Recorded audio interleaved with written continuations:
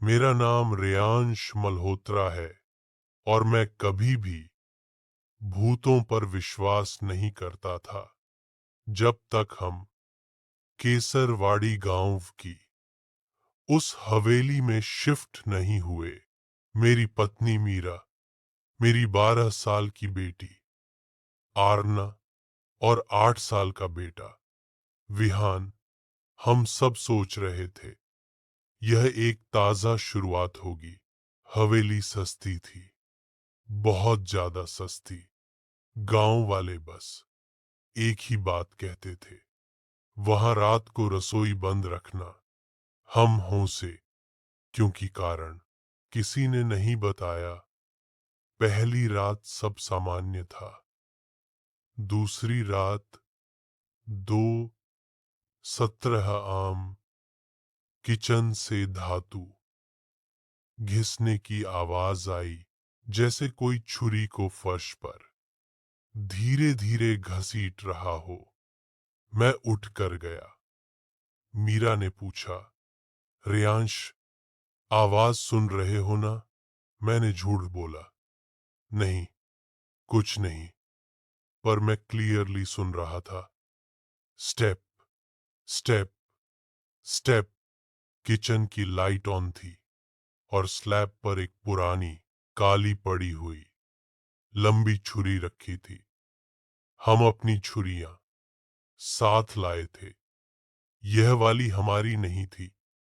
Blade पर हल्का सा गीला निशान था, जैसे अभी किसी ने धोया हो। मैंने उसे उठाया।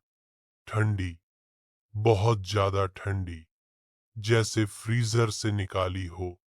तभी पीछे से हल्की सी आवाज आई, पापा। मैं पलटा। विहान खड़ा था, पर उसकी आंखें सीधा छुरी को देख रही थी। उसने धीरे से बोला, यह मुझे बुला रही है। मेरे हाथ से छुरी ऑलमोस्ट गिर गई। पागल मत बनो, जाओ कमरे में।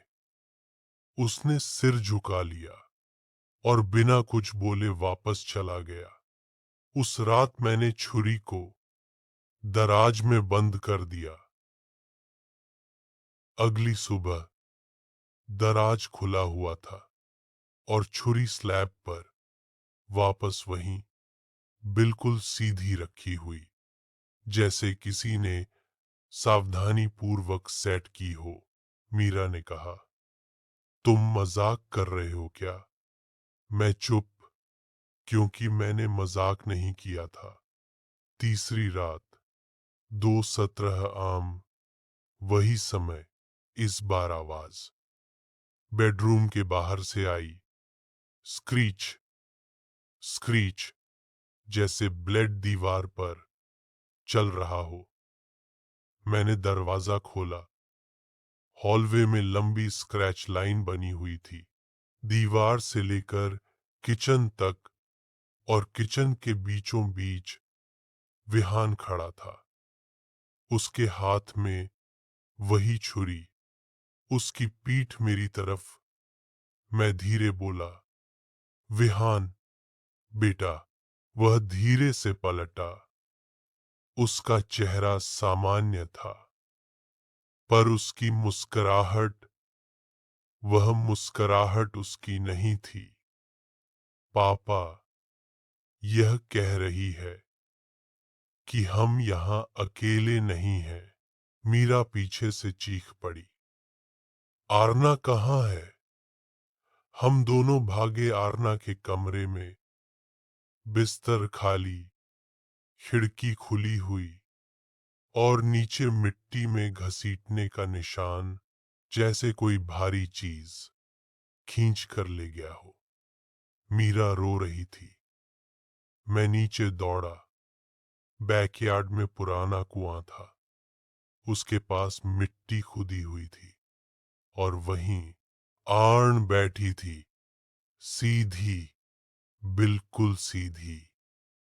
उसके सामने मिट्टी में वह छुरी घुसी हुई थी, ब्लेड पूरी जमीन के अंदर आरना धीरे से बोल रही थी। इसने बोला, अगर हम उसे घर के अंदर रखेंगे तो सब सुरक्षित रहेंगे। मैंने उसे पकड़ा। उसका शरीर बर्फ जैसा ठंडा था, जैसे वह घंटों से बाहर बैठी हो। पर घड़ी 2:19 दिखा रही थी। सिर्फ 2 मिनट हुए थे। उस रात हमने फैसला किया कि छुरी को फेंक देंगे।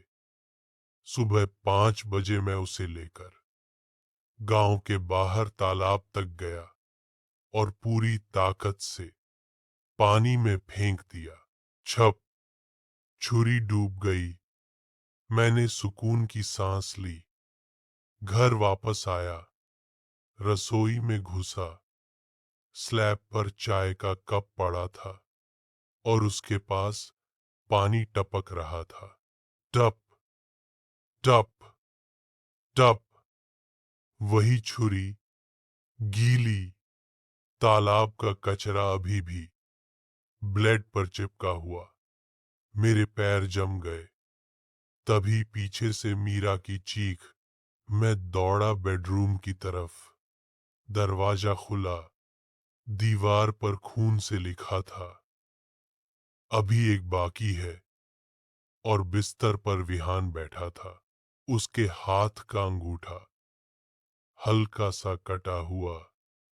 खून धीरे धीरे टपक रहा था, पर वो रो नहीं रहा था।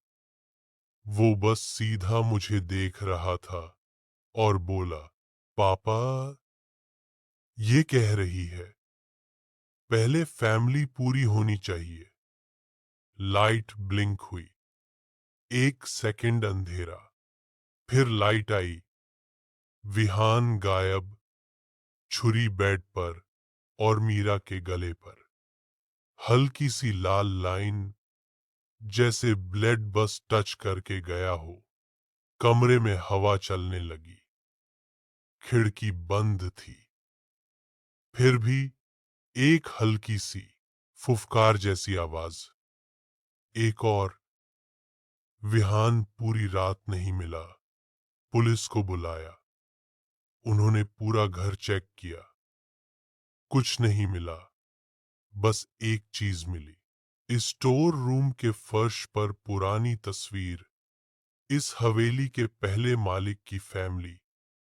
फोटो में 4 लोग, बाप, माँ, बेटी, बेटा, और बाप के हाथ में वही छुरी। नीचे लिखा था, राघव सरदाना, 1987। पुलिस ने बताया, 1987 में इस घर में एक आदमी ने अपनी फैमिली को मार दिया था, छुरी से। और फिर खुद को कुआं में। केस बंद हो गया था, पर छुरी कभी नहीं मिली। उस रात 2:17 आम। मैं जाग रहा था। मीरा मेरे पास। अचानक स्टोर रूम का दरवाजा जोर से बंद हुआ। धम। मैं भागा। अंदर अंधेरा, पर एक हल्की सी खरोंचने की आवाज। स्क्रीच। टॉर्च ऑन की। विहान कोने में खड़ा था, पर इस बार उसकी आंखें पूरी काली और हाथ में छुरी, ब्लेड पर खून। मैंने धीरे से कहा, बेटा, कृपया। उसने सीधा कहा, मैं बेटा नहीं हूं। कमरे का तापमान गिर गया। सांस से धुआं निकल रहा था। वह धीरे धीरे आगे बढ़ा। उसने मेरा परिवार ले लिया। अब तुम्हारी बारी। मैंने समझा, यह राघव सरदाना है, जो छुरी से बंधा हुआ है और हर नई फैमिली में से एक को ले जाता है, ताकि फैमिली कभी पूरी न रहे। तभी मीरा पीछे से चिल्लाई, रेयांश, आरना को देखो। मैं पलटा। आरना के हाथ में दूसरी छुरी, हमारी किचन वाली, और वो अपने गले के पास ले जा रही थी।